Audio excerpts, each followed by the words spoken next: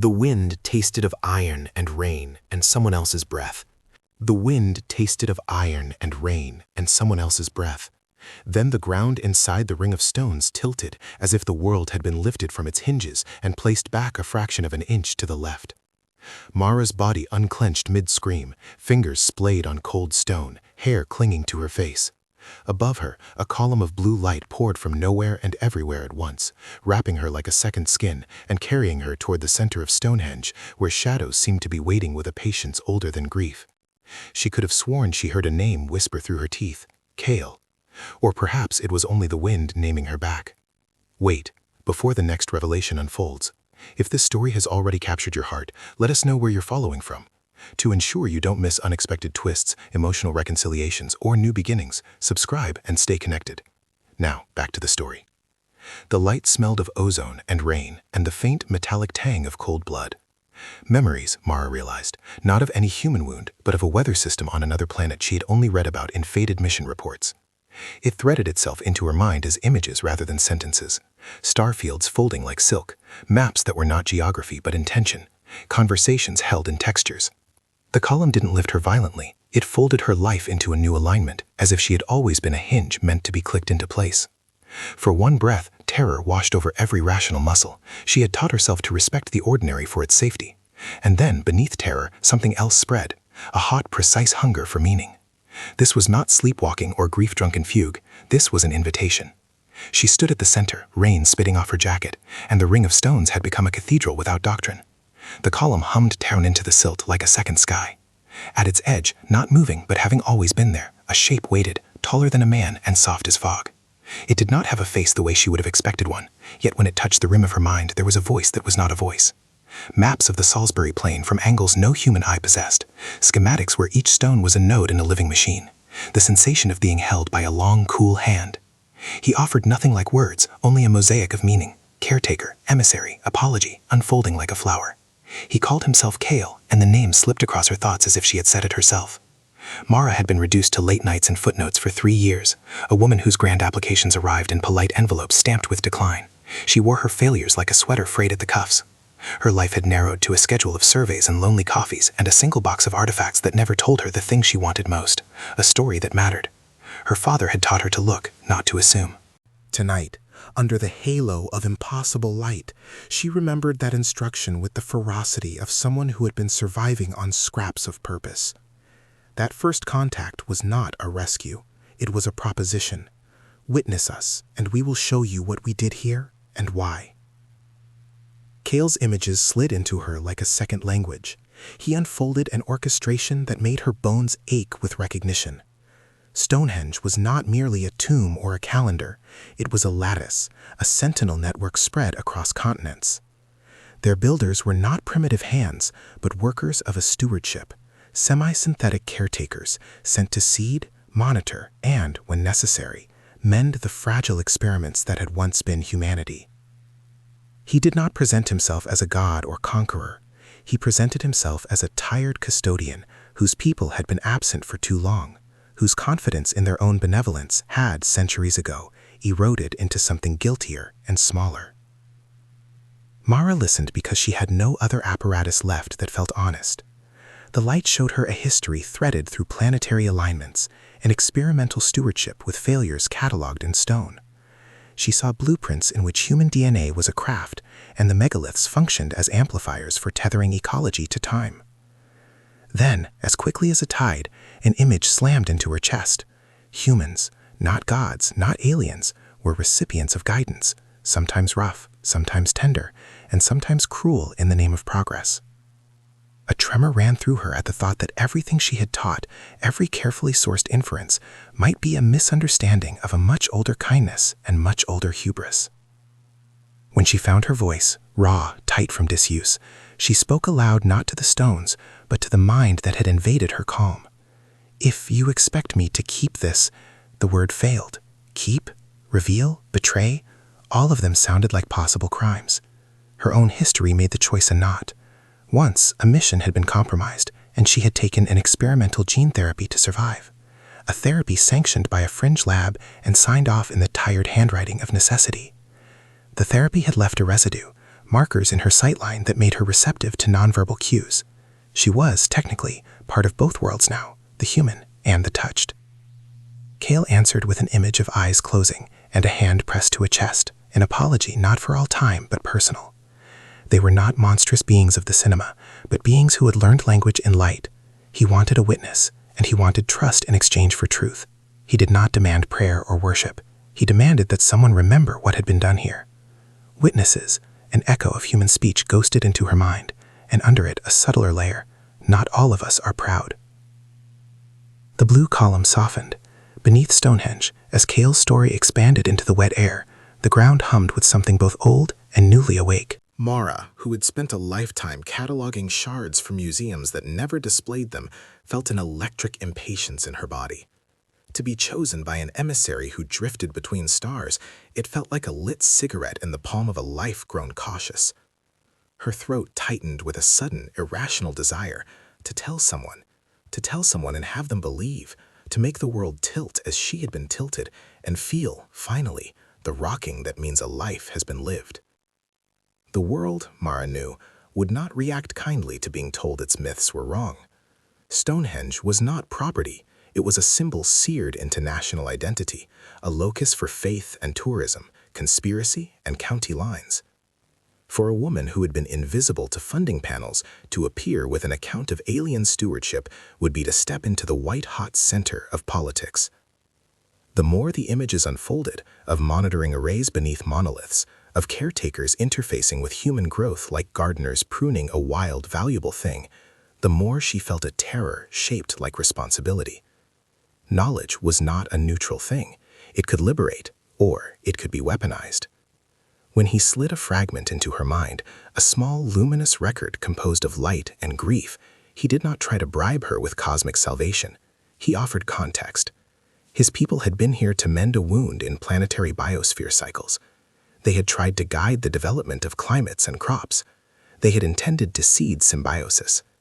In one image, he pressed a transparent map against her mental palate, and she tasted a bitter mineral she later realized was the memory of a failed attempt to redirect a monsoon. The guilt was an organism inside him. They had left when their stewardship became untenable, when their experiments had begun producing unpredictable, dangerous consequences. His species learned to drift away, leaving behind monuments that could tether a climate to a longer, stranger calculus. Mara wanted, in that moment, to lean into him, into the alien's humility and the tenderness underscored by the regrets he did not categorize. She wanted to be part of this story because her own had narrowed into a single dim hallway.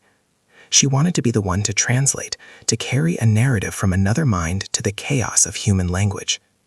But as the images moved like a stream between them, the unmistakable otherness of the situation clenched her throat. There would be witnesses who would not be kind, and the state did not like loose endings. She did not have to wait long to feel the consequence of being seen. The night air shivered, the tops of the stones shone briefly as something metal lurched through the sky. At the edge of the plinth, not yet a silhouette but a certainty, stood a figure in dark, someone who belonged to no mythology of pilgrims. Agent Gideon Harlow materialized like a crease in the world, short, compact, a veteran with eyes that had been tuned to read deception. He wore the kind of authority that had been trained into the bone, the flat tone, the square jaw, the habit of making the weather change to suit his purpose. He did not look toward the column of light. He looked toward her, Mara Ellison, as if he had been waiting for her misstep. "You shouldn't be here," Gideon said, voice gravel and command. He did not ask. He offered a posture. "Come with me. I will make this right." Behind him, dark forms skulked across the plain like problem-solving shadows, vehicles kaput with secrets, drones too quiet for tourists. Gideon smelled of expensive tobacco and a kind of inevitability that had a price tag. He had the posture of the man who had spent his life making inconvenient things vanish. For a second, the two presences, the luminous alien and the human agent, occupied the same field of vision and created a tension that made the hair on Mara's arms stand up. Kale's light flinched in a way that could be translated as fear. Gideon's offer was blunt. "Leave the site. Come with us. We will collect your notes, your samples, everything.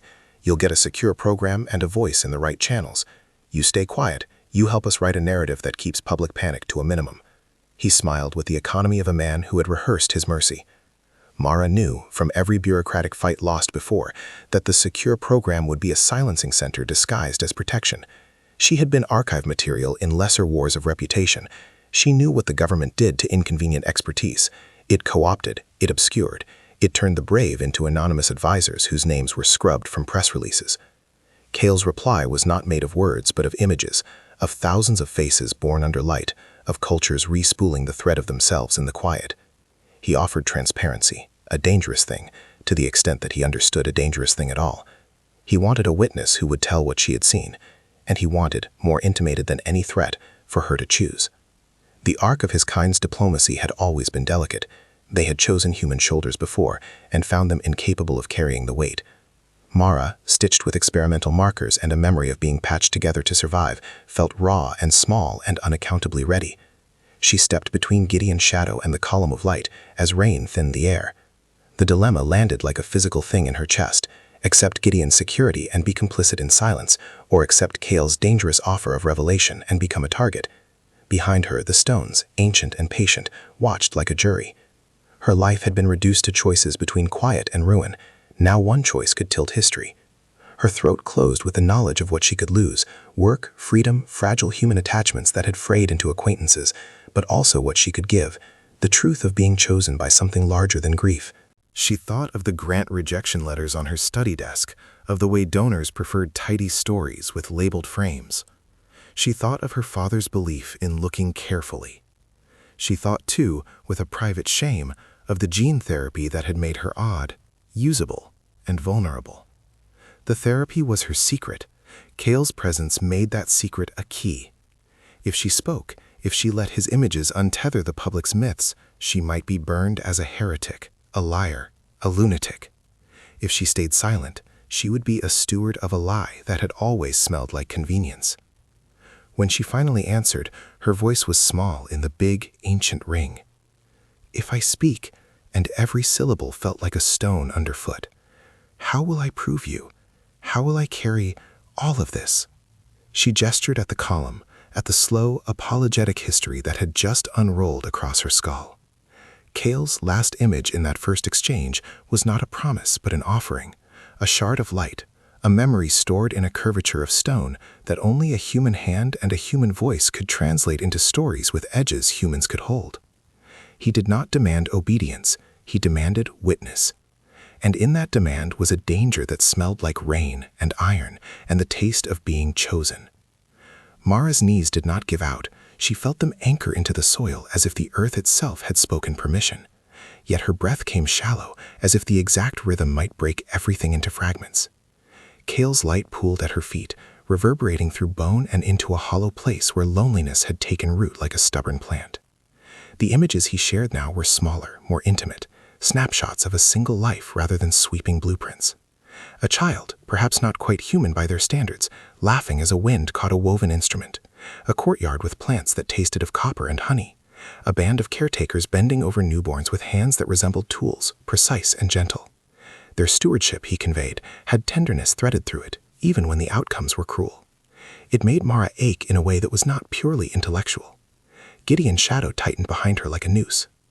"You don't get to be sentimental about a foreign power when national security is at stake," he said. There was not a question in his voice, there never was. He stepped forward, and the rain painted a hard line across his cheek, as if the night itself obeyed him. "You can either come with us and keep your professional life, or you can stay and become an example." The word example landed like a brick. Mara heard it echo against the inner surface of her skull. Example as in spectacle, example as in cautionary tale. She could feel Cale's images pressing at the edges of her mind like a tide nudging against a cliff, proof, and the unbearable responsibility of translation. She surprised herself by answering Gideon with a question. "If I go with you, what happens to him?" There was more than curiosity in her voice, there was a plea. The human need to make sure mercy had not been traded away before she surrendered it surprised her with its force. Gideon's expression did not soften. "Mr. Cale, if that is his name, is an anomaly. The state cannot leave anomalies to roam. They create panic, cults, 1,000 problems we don't have the luxury to solve publicly." He lifted a hand as if to ward off a hypothetical scolding mob. "We'll contain him, study him. If he is benevolent, we'll find a way to ensure his survival in a controlled environment. And if he's not? Mara asked. Then we ensure he cannot harm us, Gideon said, with the absolute calm of someone ordering a surgical procedure. Cale, in return, offered a memory that felt like a confession. He placed, without malice, a scene of restraint. Caretakers bound by protocol, a child taken for study because an infection raged invisible and lethal, an envoy leaving a cradle behind because the risk had become too heavy to bear. The images were not accusations against humanity. They were an admission that stewardship sometimes required choices that cut deeper than the ones Mara had imagined. She tasted the afterimage of sorrow on Cale's map, metallic and cold, and it was so human in its remorse that something inside her unclenched. She turned to the light and let herself, for a fraction of a heartbeat, be vulnerable in a way she had not allowed since the gene therapy. Cale pressed something toward her, a memory of being understood. It was not physical touch. The alien's limbs were not meant for human skin, but the telepathic shorthand allowed him to fold his loneliness around her. A name appeared like frost on glass: witness. The need for a human witness, he conveyed, was not transactional. It was an appeal for connection, for someone to see the magnitude of what had been attempted and carry that story with the tenderness of human narrative. He did not promise salvation. He promised that if she agreed, she would never be the same. Mara thought of her boxed artifacts back in a lab that smelled of dust and disinfectant, and then she thought of the small photograph on her bedside table, a man with her father's ears and an honest, stubborn smile. She had kept his memory because he taught her to look. Now she understood that to look was to be changed, often irreversibly. The choice pressed at her like a fever. "You're manipulating me," Gideon said, as if he read the scene between her and the alien in the air. "You're letting him read you. We can't allow that, not with unknown species." He took out something she had not noticed, a slim, government-issue scanner with a screen that painted her nervous system in colors she had only seen in medical journals. "We can scan you. We can see what you absorbed." Mara's stomach roiled. The scanner was a betrayal made procedural. It would strip her privacy. It would reveal, in cold electric glyphs, but gene markers she had sworn to keep secret. If Gideon saw the therapy's imprint, if the state discovered she was more receptive to non-human cognition, their calculus would not be protection, it would be exploitation. "No," she said. "You don't touch me." Gideon's face split into something like an expression she had once called sympathy. "That's not an option. If you refuse, then we detain you for observation. It's safer for everyone." Cale's light hazed. For the first time, there was a sharpness to his images. A locked room, a research terminal glowing with results, an endless series of mutations recorded by machines that did not weep. The last image he gave her was of a human hand reaching through bars and of caretakers who had once thought their quarantine moral. The memory felt like a threat and a warning. It was a vision of how good intentions curdle without accountability. Mara's pulse pummeled in her ears. She imagined the sterile white of a containment facility, the fluorescent hum that sleeps under the skin like an insect. She imagined being cataloged as specimen 002A, her words sterilized for reports that would never speak of tenderness. She imagined Cale in a cage of privacy that was not privacy at all, his apologies archived like dusty files. The choice narrowed. She remembered a Friday afternoon in a fluorescent lab when a junior researcher had laughed at one of her theories, and the sound had been a small, cruel thing. She thought of the grant rejections, the polite sympathy.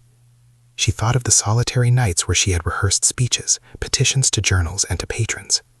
But over all of it, like an undercurrent, was Cale's gentleness. He had introduced his history without swagger, and his regret was not theatrical, it was intimate. And intimacy had become rare to her. The temptation to step closer was both professional and personal. She wanted to translate, and she wanted to be seen by something that did not measure her work value by donors. She surprised herself again by stepping forward. "You said you wanted a witness," she told Cale, voice steadier than she felt. "Not a martyr, not a weapon. A witness who can tell the difference." The alien replied by letting her see, not the grand histories now, but a single terrace of a foreign sky, where a caretaker taught a human child to listen to the wind. The scene was so quiet, so unembarrassed by ceremony, that Mara's chest ached with pity and longing. Her own loneliness, an ache she had kept polite company with for years, seemed to fold into the light. She thought of telling someone about this later, and imagined the way their eyes would widen, the skepticism, the hypocrisy. But there, under the old stones, the urge to tell, immediate, incandescent, blazed. Gideon's voice cut the air. "You should know why we're here, Dr. Ellison.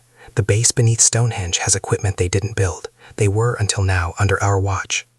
We've been trying to study the residual field." It's possible your presence triggered a full activation. That could be... He allowed the word to dangle. Catastrophe. Civilization. Unprepared. He smoothed his palm as if arranging an invisible report. We need cooperation. Cooperation for what? Mara asked. For containment, for study, to prevent exploitation. Gideon's eyes sharpened in the rain, a man practiced at selling sobering inevitabilities. And we will protect you through the program. You'll be credited, you'll have resources. Resources? The word glinted like bait. Cale answered by removing a memory that Mara weeped.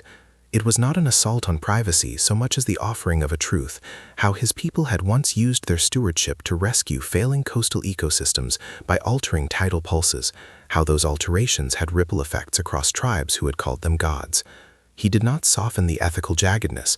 There were casualties, unintended species lost in those experiments, cultures uprooted.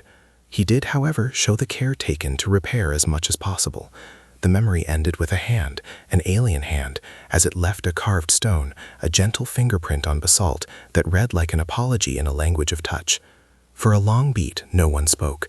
The drizzle thickened into a fine sheet between them and the horizon. The stones around them were witnesses in the most literal sense. They had been placed, lifted, and tilled by hands that had once obeyed a very different logic. Now those hands were being contested in the dark. Mara thought of what it would mean to be controlled by Gideon's programs, the quiet, institutional erasure of wildness into sanctioned channels. She thought, too, of what it would be to throw herself into Cale's orbit, to risk scandal, to become a target, but also to be the one to name history differently. Her choice no longer felt like an intellectual exercise. It was bodily, a claim on the shape of her life. "Why me?" she asked Cale, and the grief in her voice surprised them all. He answered with a memory of a young scientist, someone small, stubborn, reluctant to let institutions smooth her resolve, whose hands trembled over a brittle shard. The image had the cadence of recognition. You, not anyone else. You who took the graft that left you ambiguous. You whose life had already been altered and therefore less fragile to new breaks. Gideon observed this exchange with the calculation of a chess player.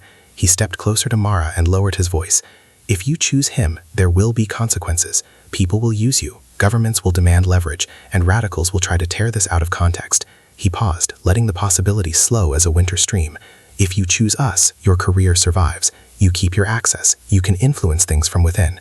Influence from within felt like a sentence she had been offered before, small allowances in exchange for the quieting of inconvenient data.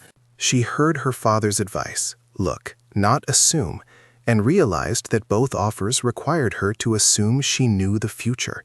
Neither promised truth. Mara closed her eyes. Rain drummed against her lids. In the theater of her mind, she saw two futures side by side. One where Cale's shard went public, dismantling myths and producing chaos, and one where Gideon's containment allowed for careful study and the slow, bureaucratic absorption of extraordinary truth into comfortable policies. Both futures smelled of loss. Both demanded courage, and both would mark her in ways that nothing else had. When she opened her eyes, the circle of stones glowed faintly in Cale's light, as if to underscore the stakes they had always carried. The ancient stones were not judgmental, they were patient and heavy. They had watched civilizations rise and fall, and now watched a woman decide whether to be the voice that would wake a sleeping world. Mara lifted her chin. "I won't be catalogued," she said. Her voice surprised her with its clarity. "If you want me to be your witness, I'll do it on my terms. I won't be your specimen, Gideon, and I won't be someone's martyr." Gideon's jaw tightened. "You can't unilaterally release." "I won't release without guarantee of safety," Mara cut in. "For him." She turned to Cale. "And for whoever else cared for this place. I need assurances, evidence that you will not be turned into yet another annex of state control." Kale's reply was a wash of emotion, less an image than a tone. He did not understand human systems of law in the same way. His species' ethics were worn by absence, not power. But in his reply, he offered what he could: a network link, a coded shard of data embedded in his memory that only a human neurosensory interface could extract. He promised that if she took it, she would have proof that could not be dismissed as madness, a pattern recognizably external and scientific. Gideon listened like a man who weighs risk and then discards it. "You'll be hunted either way," he said quietly. "If we allow this, we will be criticized for letting you publish. If you go rogue." The implication was thin as a wire. Mara felt the old fear rise, an old moth against the pain. She pictured being alone in a courtroom while pundits dismantled her credibility, pictured Kale hidden away in sterile rooms where his light would be measured in degrees. Yet against all that, she felt an ember she had not known she still had, the need to name the truth even if it burned her. It was reckless and romantic and utterly perfectly her. "You'll have to trust me to do what I think is right," she said, words speaking for a self whose templates had been shredded by necessity and patched with stubborn hope. "And I'll need you to trust that I won't hand you over to someone who will fold your history into their agenda." Kale's light softened, an almost human smile in a wave of color. Gideon exhaled something that could have been frustration or relief or both. The knight seemed to lean forward, anticipating the decision. "We can arrange temporary protections," Gideon offered after a beat, voice low, "as a provisional measure while we negotiate." Mara shook her head. "No provisional measures that hold him prisoner." Her heart hammered. "No scans without consent. We do this my way."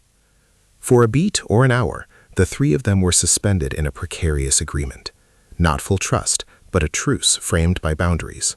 It was fragile, but it was real. The rain minimized into a mist, and the column of blue light pulsed, as if in time with Mara's decision. Yet danger lurked only a few breaths away. On the horizon, shadows moved, not merely the dark silhouettes of agent teams, but glitching lights that suggested surveillance broadening like a net. Gadgets thrummed in the distance. The world did not sleep. The machinery of control rarely did. Tonight's fragile truce could be tomorrow's headline or tomorrow's tribunal. Mara knew, bitterly and entirely, that she had just stepped into a doorway she could not close. But she also knew she had done it with open eyes, with her terms, with the stubbornness of someone who had already been rewritten once by necessity and survived. She wound Kale's shard of memory around the core of herself like a talisman and turned to face Gideon with something that might be defiance or might be the first unsteady outlines of alliance. "Then we begin," she said. "We begin with what can't be denied: data, replicable patterns, witnesses. And we begin by keeping him safe from the programs that turn living things into numbers." Gideon looked at her as if seeing a file he had overlooked. "You're dangerous in ways you don't know, Dr. Ellison." "Maybe I'd rather be dangerous and truthful than safe and complicit," she answered. Kale's light brightened like blessing. For the first time since the column had lifted her, Mara felt a shift that was not fear, but an opening. The night held its breath. The stones had been consulted, and for once consented to witness a human choosing her own peril. They would need allies, a plan, and the courage to name a past that would scar with scandal. The next hours would require trade-offs, betrayals, and acts of ferocity masquerading as care. But in the belly of Stonehenge, between an alien's regret and a human's duty, a fragile coalition had been born, one that needed trust more than it needed power. Mara lifted her chin into the mist and felt, weirdly and fiercely, a pulse of hope. It was not naive. It was the stubborn determination of someone who had nothing left to lose but the possibility of being small. She had chosen to be the witness, and the consequences would unfurl like tide lines. The next step was survival, and the only way forward was to step into the storm together. The first fracture sounded like a camera shutter, small, clinical, and final. One of Gideon's people moved with surgical calm, a silhouette stepping from the shadows with a device that sang in a thin, inhuman key. It pinned the air between Mara and Kale like a needle. The emissary, there were others now, slighter shapes that had been waiting at the edge of the field, like winter birds gathering, suddenly stiffened, and the blue light around them rippled with a soundless alarm. Kale reached, not with limb but with pulse, and Mara felt a tug on her mind as if he were trying to pull her into the pattern he had been laying out. But the pin of the device fractured that thread. The emissary's face, in the nearest way she could call it a face, shuddered. For a heartbeat, the tenderness she had felt from him curdled to shock. Gideon did not speak. He executed. "Contain and transport," he ordered, voice restrained as he had learned to make difficult things sound administrative. The agent split the night, efficient and unbothered. Net guns had been replaced by quieter technologies, cages of light, dampening fields. In seconds that felt like centuries, the aliens who had stood so patiently in the rain were being ushered away as if they were specimens rather than sentients pleading through the bruised poetry of images. Mara lunged before she could think of caution, hands outstretched toward a light she could no longer name as friend or prisoner. "No," she heard herself shout, the word raw and animal. It had the sound of someone who had just been betrayed by a scaffold she had built with her own hands. Kale's reach brushed her like cold glass and then was gone, pulled back as if a cord had been severed. Gideon turned, expression unreadable. "You wanted protections," he said, the sentence a blade shearing complicity to action. "This is protection. We don't let unknowns roam if they threaten national security." Mara's knees trembled with a furious, helpless weight. She watched as a slender emissary, the one who had shown her the child on the terrace, was corralled into a field with no edges she could see. The being's images, until then so vivid and confiding, muddled into static. Its attempt to communicate, a series of soft overlapping textures, dissolved into an electronic hiss she could not parse. Something inside that shimmering mind recoiled, not in the theatrical way of films, but in a small, mortal panic. A caretaker's hand clutched at empty air where it had expected understanding. "Gideon," Mara said, voice breaking around the name like ice on water. "You promised." "I promised safety," he corrected, measured as one does a ledger. "For everyone. You wanted guarantees. This is a guarantee of control." Control. The word tasted like disinfectant. Mara's mouth was dry. It felt as if she had swallowed a stone. In the sudden, ugly theater of containment, the gentle cadence of Kale's ethics, tender, damaged, complex, was being refracted into a night of arrests and sealed trunks. Her role as mediator felt evaporated, as if she had been placed on a map and then erased. She went after them, a foolish sprint toward the agents that earned her a quick, cutting hold at her elbow. 2 hands gripped her jacket, and a third voice, a woman's, fierce with the authority of a field operative, said, "Dr. Ellison, you need to step back." Mara spun, eyes wild. "You can't—" She could not finish. The image that had been offered to her in trust, the alien's fingerprints on basalt, the child's laugh, now shivered in the fog like a dream someone else had already forgotten. Gideon's jaw tightened. "You made your position clear. You chose a path that risks mass hysteria. We neutralize threats before they become threats." "Neutralize?" Her laugh was a thin, hoarse thing. "You mean capture them and study them until they become your property." A heated argument blossomed then, words thrown like stones. Gideon spoke of containment protocols and the need for measured study. Mara lashed back with moral language that tasted of desperation. The emissaries, visible now in the rounded containment frames like lanterns in jars, tried to interpose. The device that once translated their images into the interior of her skull sputtered. Where there had been a direct, soulful channel, there was now patchwork of static and fragments, snatches of apology, a memory of rain on an alien sea, the sensation of a child being left in a cradle because the risk had become unbearable. The fragments were painful precisely because they were incomplete. Then someone from Gideon's team, a man with the weary face of someone who had signed too many forms, barked into a mic. "We have ties to the subterranean facility. We've quarantined a node. We need to extract them to a secure lab." Kale's response to these events was not the gladiatorial roar she had feared. It was the slow, tight compression of grief into a single concentrated emotion. Mara felt it like pressure behind her eyes, the memory of custodians binding a child's wrist with gentle cords because a pathogen must be contained, the recollection of a garden trimmed with clinical ruthlessness. He was sending her that memory as explanation and apology at once. The images made her physically ill. They revealed that stewardship sometimes required giving away the thing you loved most to preserve others. that the beings who had once guided Earth had been required to make separations so brutal that time itself could not smooth them. "You know they'll study and publicize everything," she whispered, almost to herself. The notion of press conferences and televised dissections trailed through the dark like a contagion. Her secret gene markers, the thing that made her a bridge, felt suddenly like bait, an explanation they would pry from her nervous system and place under institutional lights. Gideon's scanner sat like a promise unsaid in the pockets of agents. Her secret could be weaponized into leverage on Kale's life. Her body trembled with anger that tasted of betrayal. "You used me." The words were simple, cruelly accurate. She had offered terms to keep his world from becoming a laboratory. Gideon had answered with containment the second evidence appeared. The alliance she had tried to build, shaky and precious, cracked. Gideon's face exhibited no moral discomfort. There was only the cold arithmetic of duty. "We used what was available," he replied. "You wanted safeguards. We acted on them." "But not his life," Mara snapped. "Not his dignity." A subtle, almost bureaucratic cruelty slid into Gideon's expression. Dignity does not override safety. He turned his head, and with a look that might have been apology or might have been dismissal, motioned for an agent. "Secure the human witness," he added, and the final phrase implied more than the sentence held.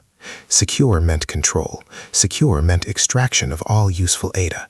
Secure meant that the woman who had stepped into this ring of stones hoping to be a translator would be the subject of translation until she was unreadable. The operative who moved toward her was gentle in the practiced way of someone applying restraints. He touched her arm with a soft professional hand and said, "For your own safety, doctor." She tasted betrayal like iron. All at once her life felt smaller than it had been before the blue light lifted her, smaller and more exposed. The legal papers, the grants, the polite denials, all of it fell away to reveal a new nakedness. She had thought herself chosen. She had not considered how the world would refashion that choice into commodity. Inside one of the containment frames, a small emissary, one of the younger, more tentative kinds, pressed its hand-sized appendage to the transparent barrier, and an image streamed weakly through. An orbiting garden, a family of caretakers singing to seedlings with voices made of weather. The image was a goodbye more than anything else, a last attempt to give meaning. Kale's voice, torn now, put a plea in her mind that was not about politics, but about being seen in the way living things needed to be seen, as subject, not object. "Remember," he begged, and the single word was an entire theology. Mara's chest collapsed. She could see Gideon's people loading emissaries into dark crates, the lights of vehicles punching the mist. Every step they took felt like an erasure. She had come to be a witness. Now she was reduced to witness of an abduction. Her stomach flipped with the terrible knowledge that the moment to speak, to make a stand, might already be closing. She strove to make a sound, something that would reach beyond the pragmatic voices of containment and into the subtle circuitry of public empathy, but the agents tightened their hold, and mechanical voices filled the plane with protocol. "This is for containment. You will be compensated. Your testimony will be recorded." Compensated. The word made her nauseous. She was being offered the scaffolding of normalcy in exchange for the audacity of truth. "Don't you see?" she cried suddenly to Gideon, to the blinking dark of the crates, to the translucent forms lamenting within them. "You're not protecting them. You're making them into trophies." Gideon's reply was unreadably cold. "We will ensure no one weaponizes them. If your aim is to save them, start by proving what you know." It was a gamble. Proof. Evidence. The instruments in Gideon's hands were designed to translate the ineffable into civic language, numbers, images, charts. If Mara could manufacture replicable data, if she could extract Kale's shard into a format that could not be dismissed as hallucination, then she could force Gideon into a containment that was accountable rather than secretive. But the only path to that proof required cooperation with the very system that had just betrayed a fragile trust. It required her to let them scan her, to reveal the therapy that made her porous to thought, to surrender the one thing that had made her useful to both species. Between the crates and the column of light, she felt the night fold into a verdict. The emissaries were not inert. They thumped against their cages with the rhythm of living things concerned for one another. One of them, an elder, lifted its head and sent Mara a final image, a stone, warmed by a hand not unlike her own, etched with a sequence of notches that read like names. The message was simple, devastating. Remember us. Her knees nearly gave. The fracture widened into a chasm. Allies became captors in a matter of breaths. Her tentative accord with Gideon dissolved into the simple machinery of state action. Kale, for all his eloquence in light, had been stripped of his agency by technologies he had not understood as malicious until it was too late. Mara's hands clenched. The choice had shrunk into a single, unbearable line: aid the system that had just taken friends, or betray the living beings who had trusted her. Her secret, the therapy's marks that made her a bridge, sat like a second wound that Gideon's scanner could open at any moment. She had called herself a witness. Now she realized the term's heavier weight. Witness to the moments when doctrine becomes cruelty, and to the cost of loving a being that another man calls a threat. The blue light of Kale's last image flickered and then steadied into a single, echoing imperative. Remember. Mara swallowed, tasted iron and rain again, and felt something inside her snap like a taut wire. The night narrowed to the sound of crates being sealed, to Gideon's quiet commands, to the soft, terrified music of beings held in stasis. In that dim, unforgiving place, she made the first, dangerous choice to fracture. She would not be catalogued.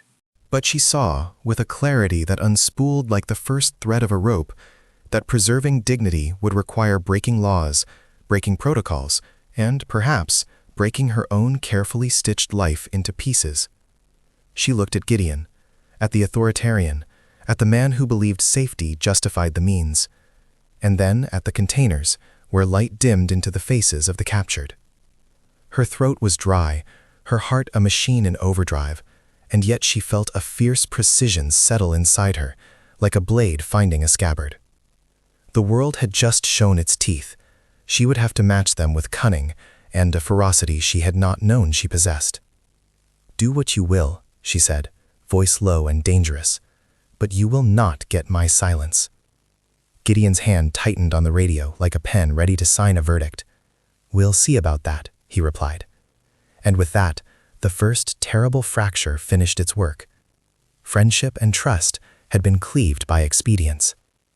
The night swallowed the sounds of crates being driven away, and in the echoing spaces between the stones, Mara felt the weight of a path only beginning to fracture the world into before and after. Mara didn't wait for permission.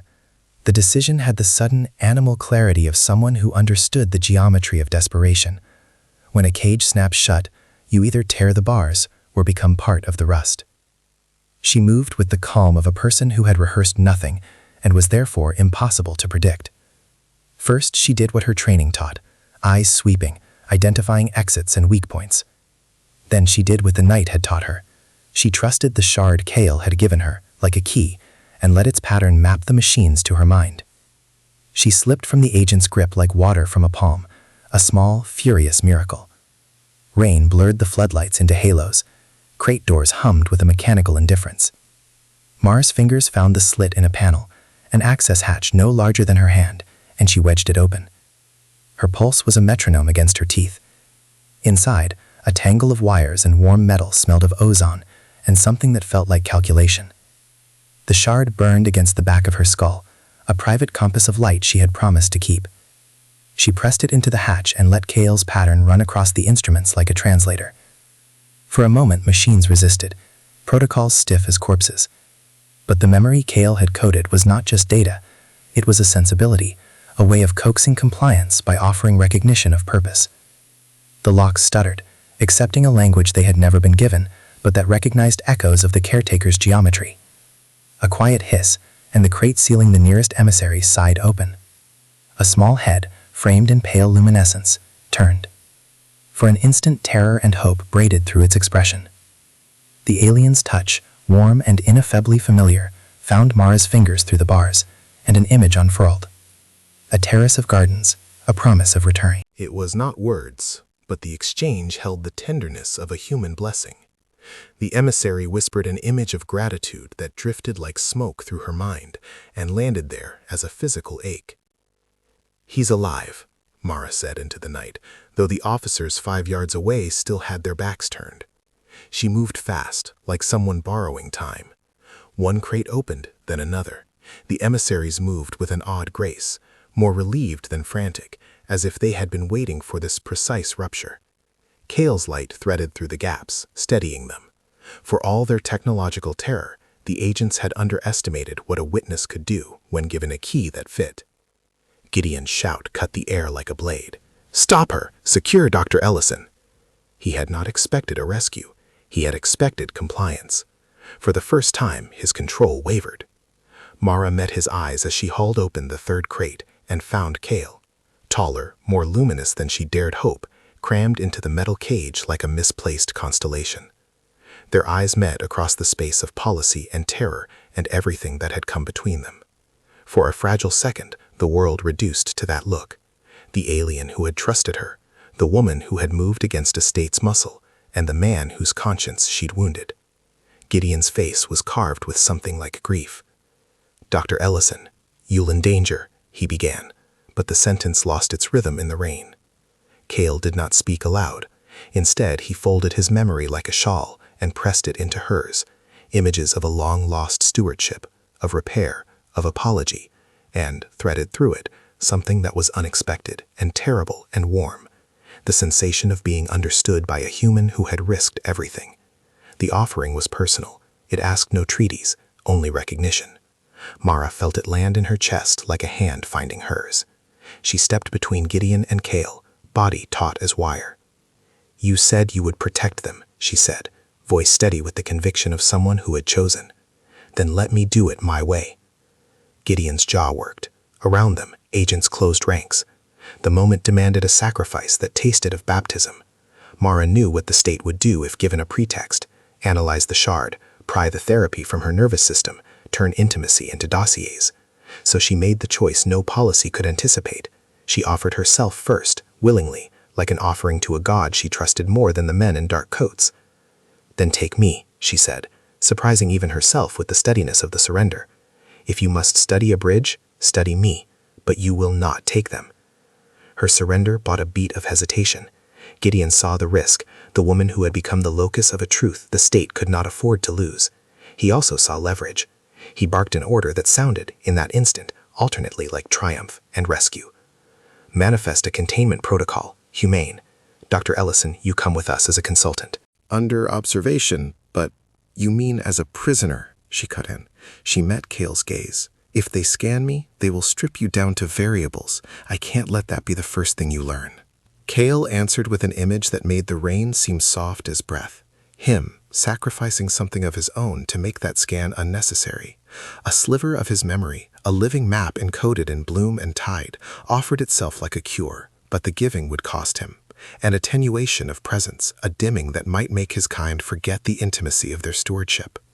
The cost was slow loss, a slowly closing corridor in the house of memory.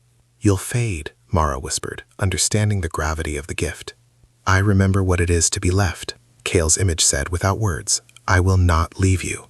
She understood then that his choice mirrored hers. To save his people, he could sacrifice the fullness of his being in human terms, becoming, in a way, less alien to be more knowable. It was a romantic, impossible thing, an emissary who would dim himself so the world could see him without tearing him apart. Gideon hesitated, the rational architecture of his life wobbling under the human truth before him. The agent stiffened, unsure whether to enforce a bureaucracy or witness a mercy. Mara stepped closer, reached for the crate and for Gideon at once. "We do this together," she said. "You monitor, but you don't dissect. You let him give what he can, and you let me guard what remains." There was a silence like weight. Then Gideon, who had always measured outcomes over hearts, made the calculation that would define him as much as her. He lowered his hand from his radio and met Kale's eye, not with the hunger of a man who would break something to own it, but with the weary respect of someone who'd finally seen what his duty was supposed to protect.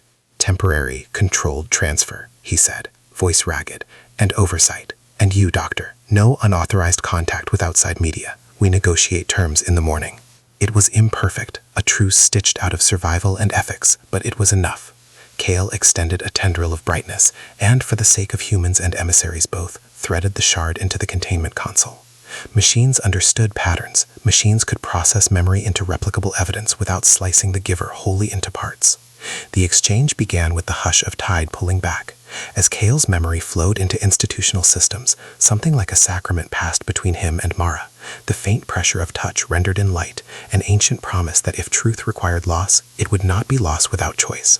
She put her hand to the lattice where he had pressed and felt a warmth that lingered like a kiss. Somewhere in the night, a siren began to grow, a world waking. Gideon stepped back and, with the reluctant dignity of a man who had been forced to change, offered her an arm, not as authority, but as truce. Mara took it. She had not saved everyone, and she had not won purity. She had chosen a dangerous compromise, to protect, to bear, to witness. They walked out of the ring together into rain that seemed suddenly less like omen and more like benediction. Cale's light pulsed once more through the crate, a private pulse, intended not for policy, but for the woman who had stood between stones and power and called herself a witness. In that pulse, Mara felt both the weight of what she had done and the tender possibility of what might be rebuilt.